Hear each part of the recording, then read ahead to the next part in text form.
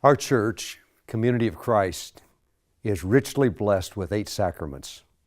Today, we have the privilege of sharing in one of those sacraments, communion. President Vizia stated, "Through the sacraments, we are positioned to perceive God's Spirit in ways that are not typically known. We become, if only for a time, more attentive and open.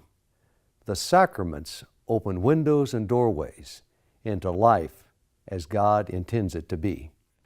I invite you to look through that window, and I challenge you to walk through that doorway as we reflect and participate in this sacred meal, and as we consider the following words found in the book of Psalm, chapter 62, verses 5 through 8. "For God alone my soul waits in silence, for my hope is from Him.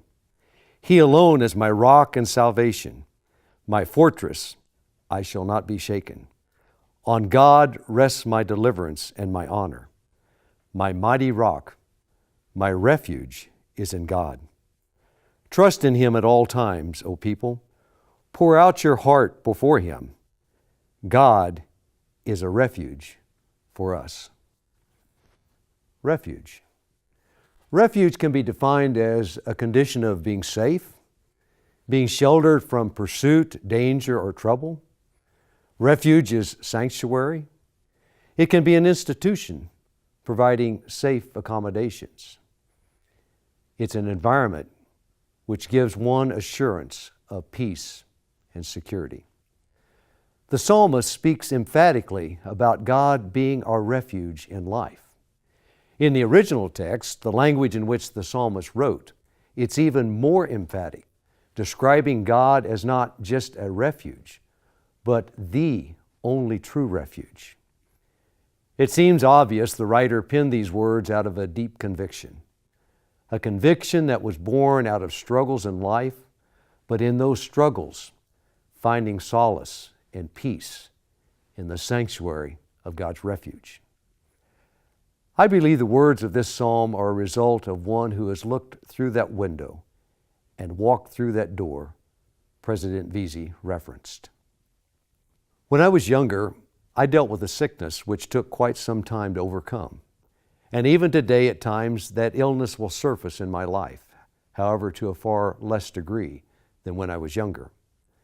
The sickness I struggled with was homesickness.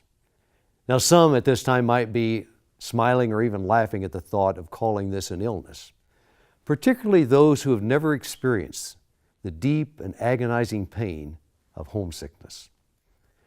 I recall when I was in my early teens, on more than one occasion, I would attempt to stay overnight with a friend. It was not uncommon during that era for friends to go home with another friend and spend the night. You get on their bus with them after school, go to their house, spend the night, and then return to school the next day on the bus with them. Even though I was with people I liked, with my friend and their family, and even though I really wanted to go there and spend time with my friends, there was something that just did not feel right. It just felt off, not being in familiar surroundings. And particularly as the evening activities would begin, sitting down to dinner, and if it was the time of year when the crickets would begin their evening singing, that was one of the triggers which really began to bring on the pain of homesickness. In that setting, no matter how much my friend and his family would try to make me feel better, as much as they would try to include me in their activities, none of their tactics would take away that terrible sick feeling in the pit of my stomach and that ache in my heart to go home. I wanted to, and I had to go home. It was so embarrassing. But at a particular point, I could hold it in no longer, and with tears in my eyes, I would say to them, "You're going to have to call my parents to come and get me, or you'll have to take me home." Now, going home was much more than just going to an old house in the country on a gravel road. It was going to a place where I felt I belonged. It was about walking through that back door and immediately smelling home. There was that distinctive smell which I cannot describe today, but it was a smell of home. This quilt is not one that gets a lot of high marks in the quilting world. It's pretty plain and not all that notable. But for me, this quilt symbolizes the power of refuge. For me, this quilt says, you're home. It's okay. You see, after yet another failed attempt at staying at a friend's house, I would come through the back door into the kitchen of our old house, and I would go directly to the bedroom I shared with my 3 brothers and crawl into that rickety old bed with this quilt on it. And in that moment, I was home. When I wrapped myself in that quilt, I was secure. There, I found refuge. From the text, my mighty rock, my refuge is in God. The psalmist says God is a refuge for us. And when I read this passage, I always think of this old quilt. I think the psalmist is saying that God offers all of us that secure, safe, and welcoming place. That quilt of love, acceptance, and forgiveness is extended to all of us to welcome us home. At this table, you are welcomed home.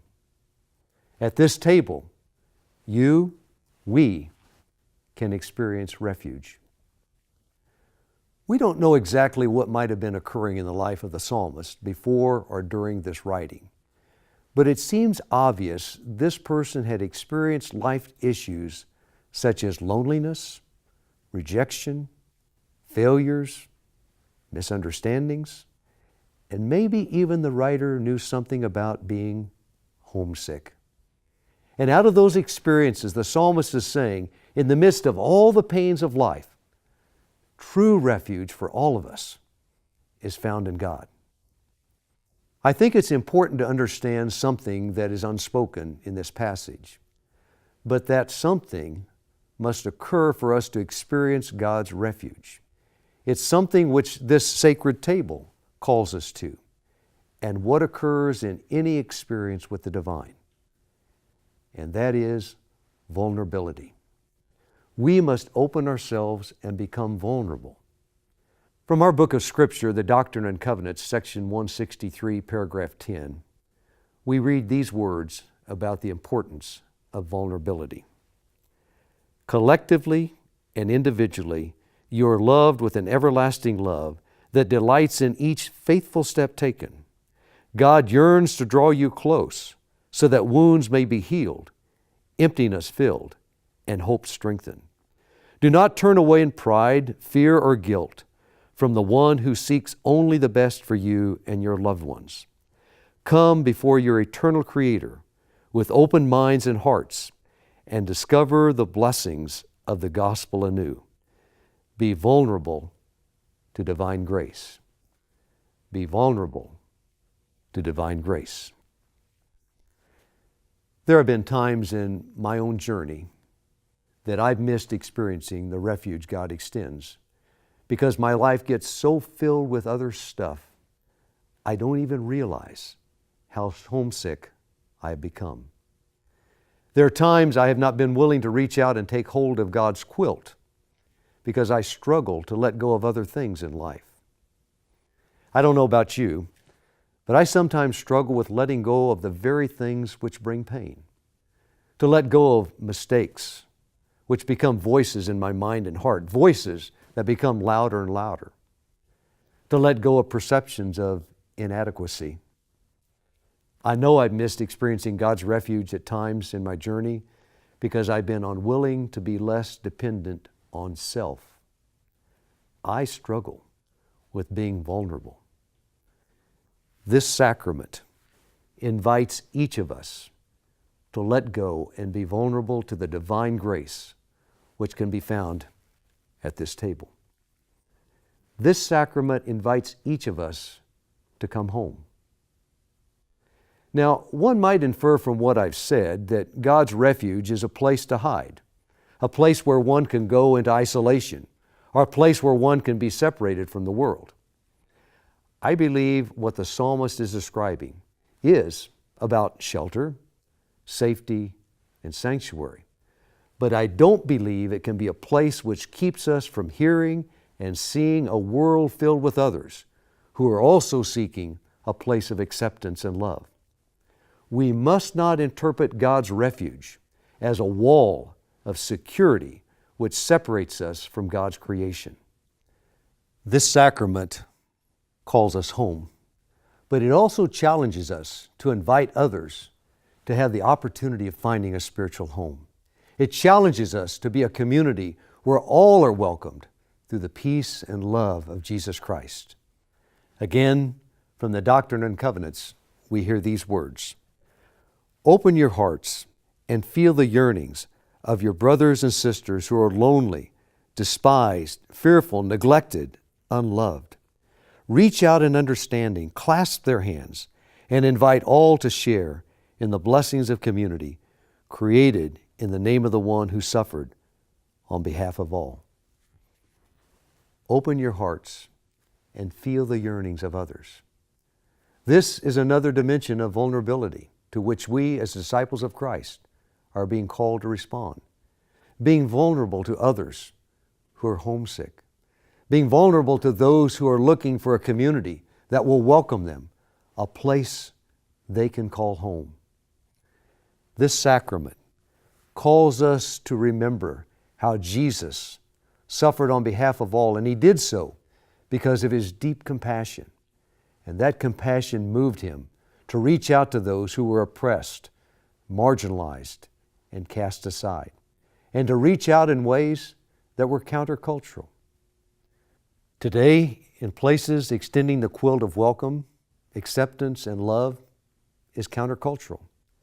But for those of us who have looked through that window and walked through that door, for those of us who come to this table and have experienced God's refuge, we are now challenged to go and invite others to come home, to go and share the quilt.